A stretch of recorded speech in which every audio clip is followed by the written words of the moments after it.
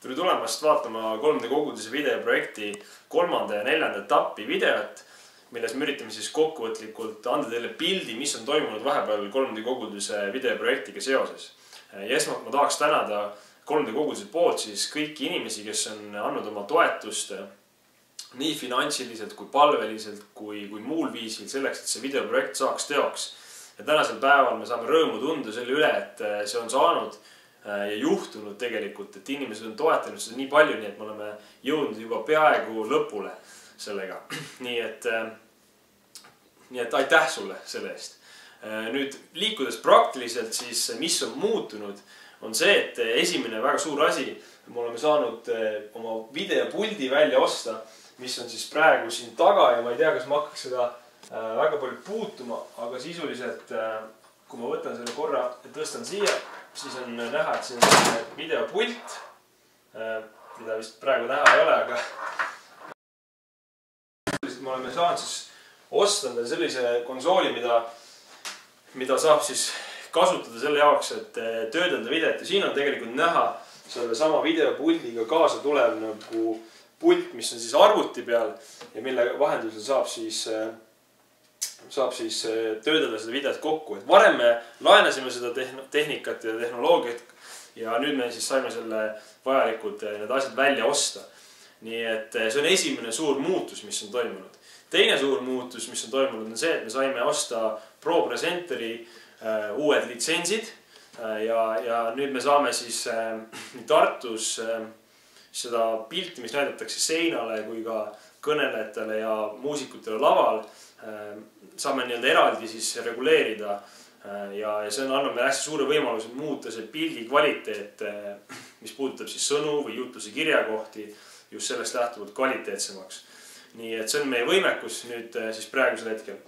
Lisaks sellele me oleme siis ostnud selliseid väiksemaid juppe näiteks, mis on olnud vajalikud selleks, et siis pilt saada õigest kohast järgmise kohta ja mina kõik endast nii täpselt ei teagi, aga ma lihtsalt saan jagada sellest, et me sisuliselt saime enda 3. etappi lõpetatud ja mõned monitorid, mis siin on, et me saame nüüd neid kasutada siin, see on väga positiivne ja on tegelikult muudki juhtunud. Aga mis puudutab 4. etappi, siis see on nagu selline suurem edasiminek ja just helilises mõttes me oleme saanud soetada siis uue helipuldi just täna saime selle lahti võetud ja natukene vaadatud sellest, et see peaks nüüd olema esimene osa sellest, et me saaksime oma heli kvaliteeti, mis siis jõuab kõikide kuulajateni YouTube'is ja vaatajateni, kui ka siis Tallinnasse jõudva heli kvaliteet peaks paranema ja mõned jupid tulemas, mis on veel vajalikud detailsemalt. Aga sisuliselt see on siis suur edasiminek selleks, et see heliline kvaliteet just paraneks. Ja me oleme saanud tegelikult veel toetusi erinevatel kujudel. Näiteks meil on projektor olemas Tallinnas, mis on olnud väga suur võit ja erinevaid asju veel, et me oleme saanud liikuda tegelikult juba ka edasi. Selles mõttes me oleme 5. etapis saanud teha osasi väljaminekuid. Nii et praegune see on see seis, kus me oleme. On mõningad üksikud asjad, mis on veel tulemas, mille jaoks on isegi tegelikult raha antud, aga me lihtsalt üritame leida sobiva vahendi, sobival õigel ajastul.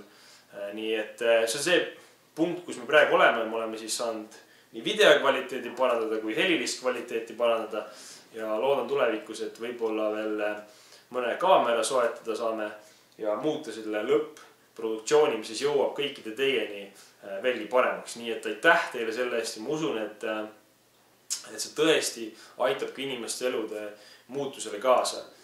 See on otseses mõttes ja me oleme näinud tegelikult seda juba 7. septembril, kui me alustasime Tallinnas oma teenistustega. Sellest alates me oleme näinud, kuidas 2 inimest on otsustanud saada kristlaseks ja andnud oma enda elu Jeesusele. Nii et te olete otseselt olnud osa elu muutvast usu liikumisest. Nii et ma tahan veel kord tänada ja julgustan sind veel mõtlema. Võib-olla Jumal juhib sind veel toetama seda projekti, me saaksime selle täielikult lõpule viidud. Meie praegusel hetkel unistus ja lootus on see, et selle aasta numbri lõpuks me oleme saanud kõik need vajalikud asjad soetatud ja tegelikult see projekt siis ka lõppenuks loetud.